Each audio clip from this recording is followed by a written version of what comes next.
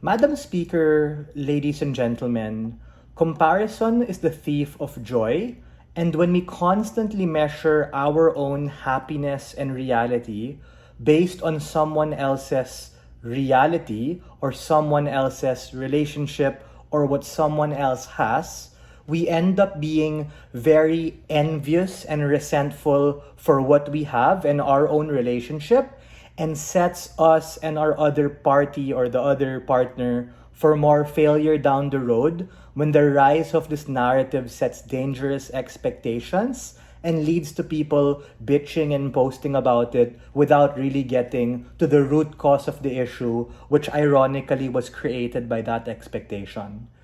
The problem with the narrative of if he wanted to, he would, is that it makes a very dangerous assumption and creates a false dichotomy and equivalency. Kumbaga, if X action is done or ginawa siya, then it means he wanted or gusto kanya.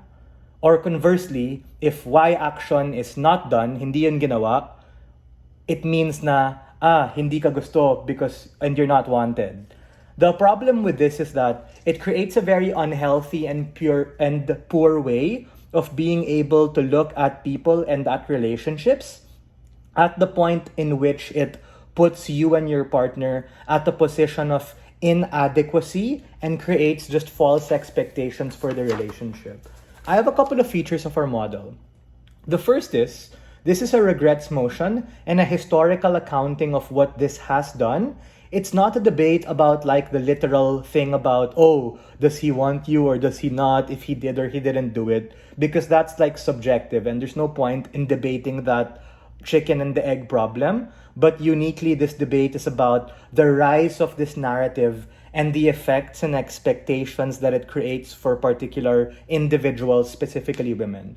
Number two, the rise of this narrative particularly looks like people, predominantly women, becoming unhappy and constantly comparing their partner with someone who does another kind of gesture, even if that gesture isn't grand, it just creates this like expectation of that. B, it just puts attention on the relationship based on a very vague externality.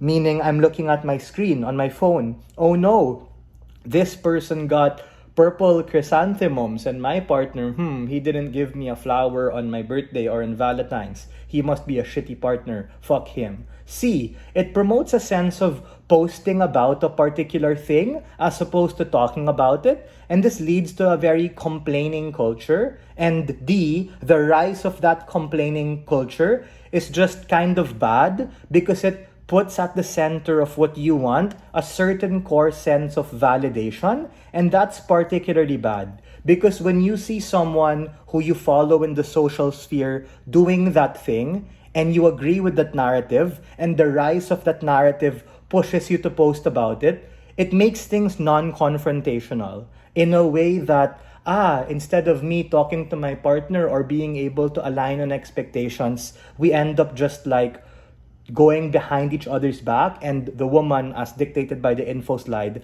having to post about it, which is like a backhanded kind of thing because you never truly get to resolve the issue when you're able to talk to that person and you just complain. And the harm here is that you complain with the expectation of people to agree and believe in you. Meaning, the way social media algorithms work by virtue of this narrative, because it happens in spaces like Instagram and TikTok, make people predisposed to kind of think you're the victim and like bitch on the other person and say, oh, he's an asshole because he didn't buy you those blue flowers you like, or he didn't take you to that fancy steak restaurant in BGC. So you see the harm with that, right? Like, you use someone else's yardstick to be able to measure your own relationship. Instead of like dealing with it, you end up posting about it in social media with the hope that other people are gonna like agree with you, thumbs up, react, and give you the sense of validation. The case thus far that I've talked about, you might be wondering, Joseph, what's the counterfactual? Very simple. The counterfactual is that absent this narrative and people having to keep posting about that, or people having these particular expectations from this narrative, we think that absent this, people are just going to be on average happier when they're not constantly comparing. We're not saying it's going to be perfect, because of course no kind of relationship with anyone is perfect, but marginally you would be happier without this particular narrative. I understand that in life there are other narratives and other things to fight about, but this is gonna be one less bullshit toxic thing in social media that piss off people. Uniquely, what I've been telling you about in my argumentation and pre-oration is that this narrative at its core lacks empathy and understanding and promotes a certain constant comparison.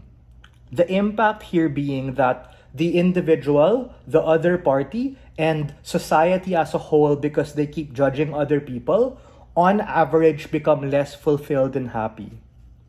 This is particularly true because there are really instances where that person wants to but cannot. So, for instance, this narrative comes from a position of privilege, wherein maybe a white girl in a developed country posting about this Starbucks or this flower or this chocolate that their partner gave to them. And then you, because you're kind of envious at that, post and say, pag gusto may paraan, pag ayaw may dahilan. If he wanted to, he would. That kind of thing. It's honestly like anti-poor and anti-lower middle class, because the other side might say, hey man, it won't kill you to do these things, but I tell you it could, right?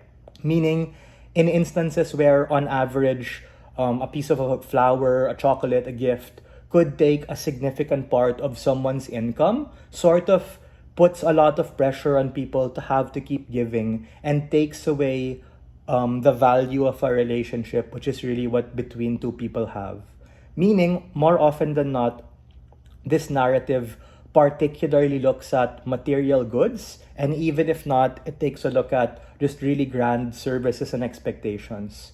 So, for all of the reasons about the realities of life and people, we think this is a very toxic narrative that is just better off without it, which is why we should regret it. On average, people would be happier. I'm very proud to open this debate and stand on side proposition.